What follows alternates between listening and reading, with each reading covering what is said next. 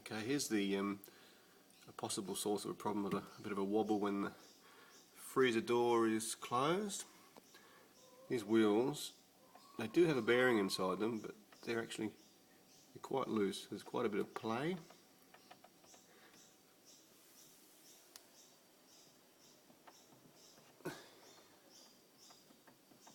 So I may try and tighten that up a bit and see if it helps it.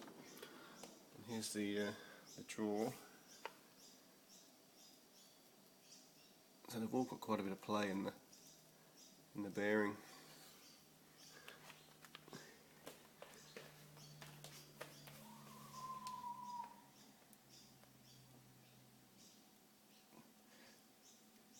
Unfortunately, these ones you can't actually tighten up on the drawer itself.